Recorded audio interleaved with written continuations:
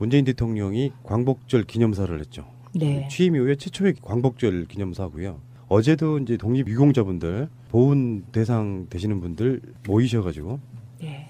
식사하신 거죠. 한마디로 말하면 위로의 어떤 식사를 하신 건데 그 자리에서와 오늘 광복절 기념사가 이렇게 연속 이어지는 그런 느낌이더라고요. 그래서 어제 그 행사에서는 이제 저희 방송으로 이미 나갔기 때문에 뭐 자세하게 다루는 건 좀 그렇고 어쨌건 어제 나왔던 말들 중에 친일하면 3대가 망한다는 말을 사라지게 하겠다 이런 말씀도 하셨고요. 독립유공자는 365일 예우하겠다. 3대까지 예우받도록 하겠다. 뭐 이런 말씀하셨고요. 네. 손자녀 지원금 500억 원 투입하겠다 이런 말씀도 하셨고. 네.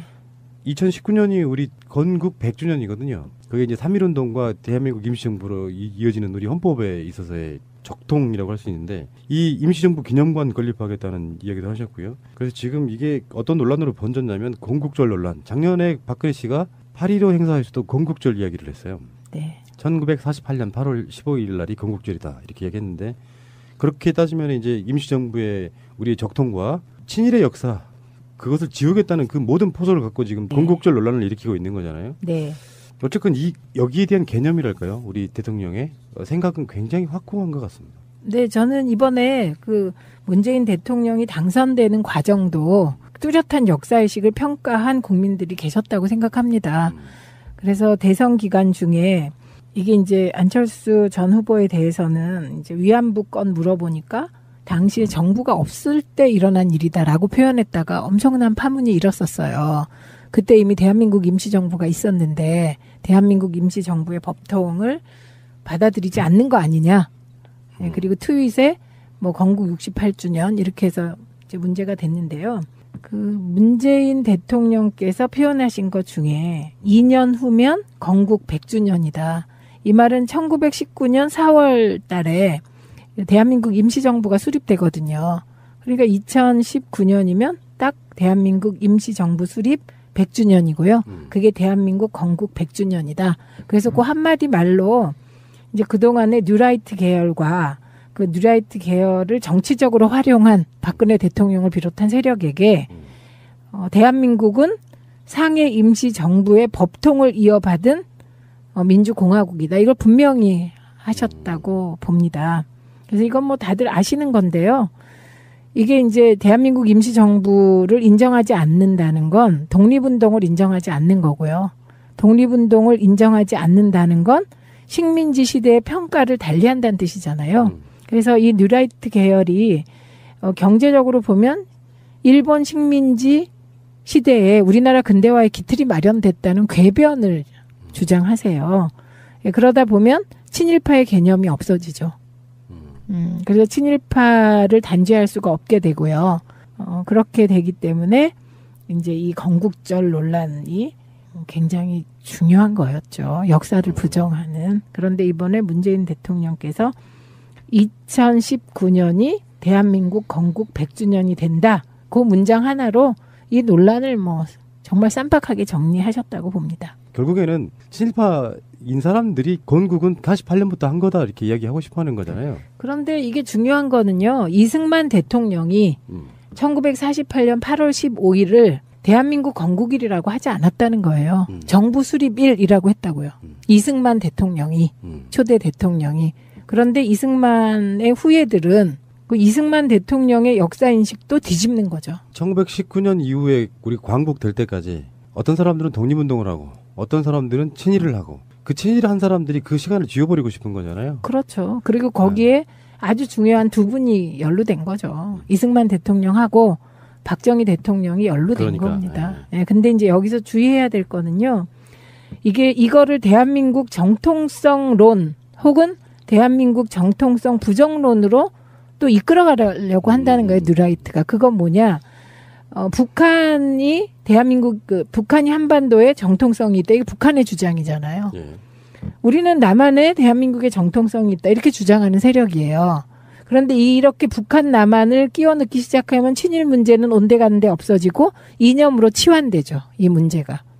그래서 반공 컴플렉스에 이게 힘입어 또다시 친일 문제를 감추려는 시도죠. 그러니까요. 네. 대꾸할 가치도 없는 이야기인데 계속 하게 되잖아요. 그게요. 왜 그렇게 되냐면 어쨌든 대통령으로 뽑힌 박근혜 전 대통령이 이걸 건국절을 차용하고 지난해에 8.15 때 건국 68주년을 이다 이렇게 선언을 대통령이 했기 때문에 문제인데요.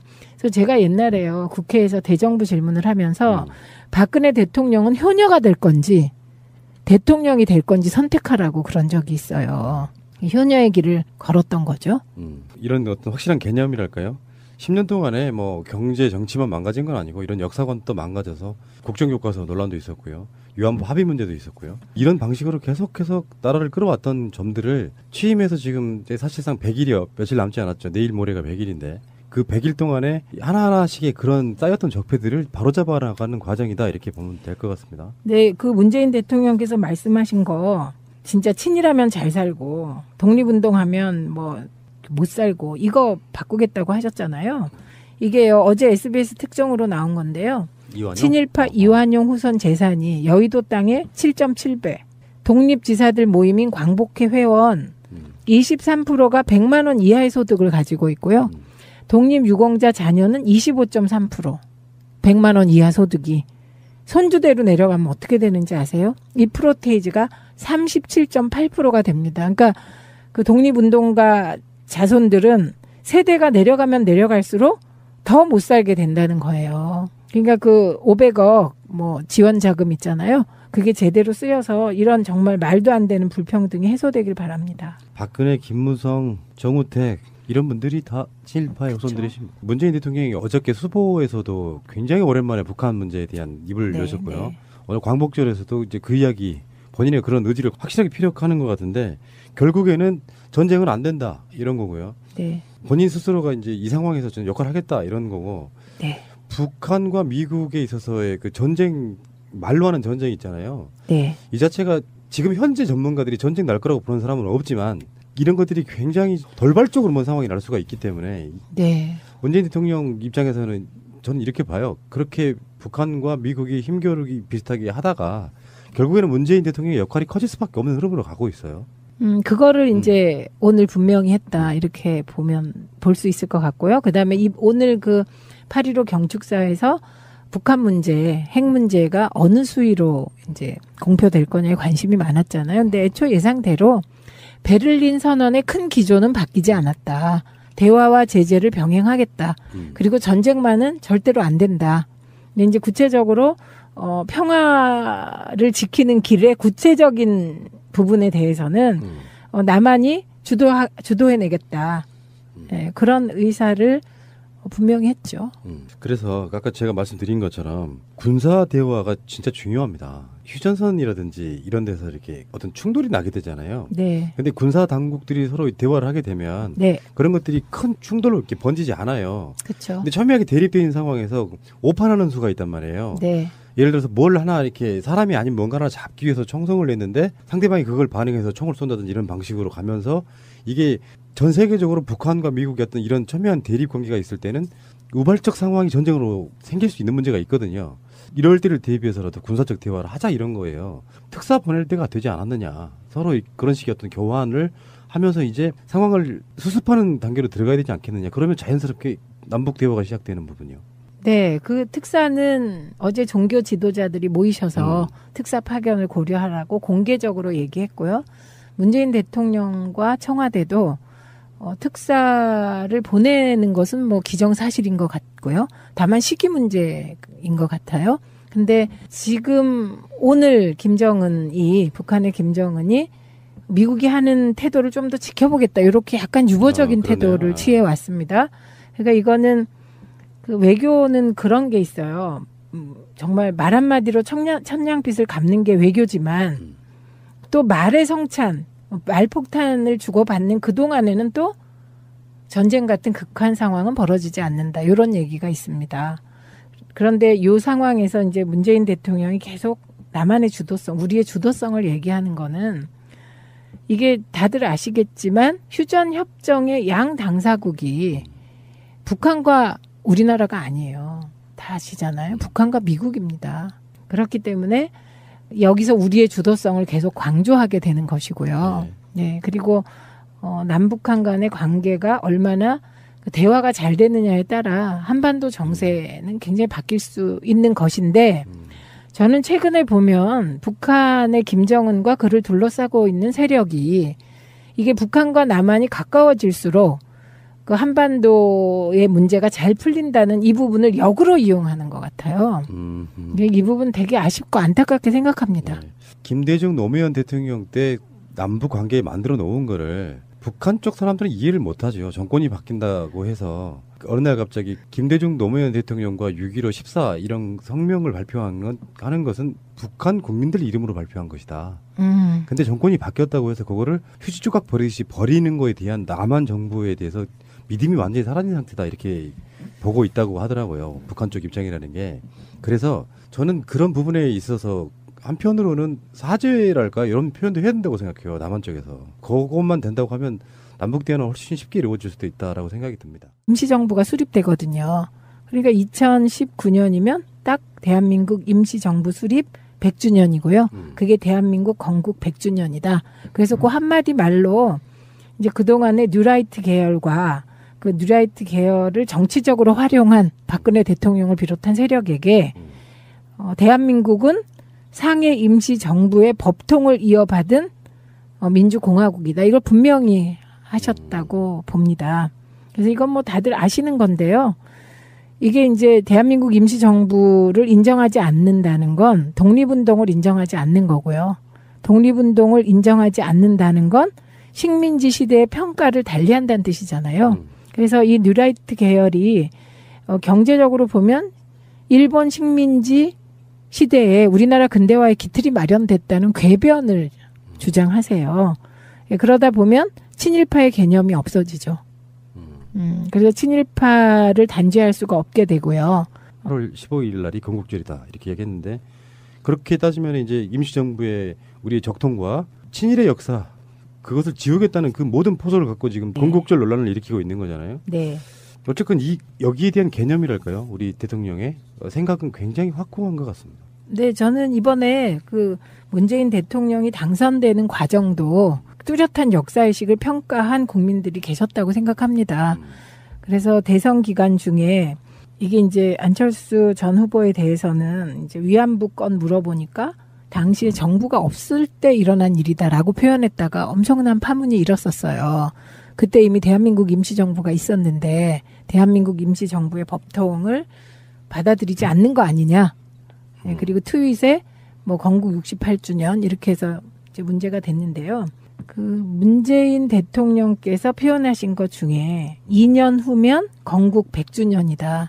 이 말은 1919년 4월 달에 대한민국이 그렇게 되기 때문에 이제 이 건국절 논란이 굉장히 중요한 거였죠. 역사를 부정하는. 그런데 이번에 문재인 대통령께서 2019년이 대한민국 건국 100주년이 된다. 그 문장 하나로 이 논란을 뭐 정말 쌈박하게 정리하셨다고 봅니다. 결국에는 친일파인 사람들이 건국은 48년부터 한 거다 이렇게 이야기하고 싶어 하는 거잖아요. 그런데 이게 중요한 거는요. 이승만 대통령이 1948년 8월 15일을 대한민국 건국일이라고 하지 않았다는 거예요. 정부 수립일이라고 했다고요.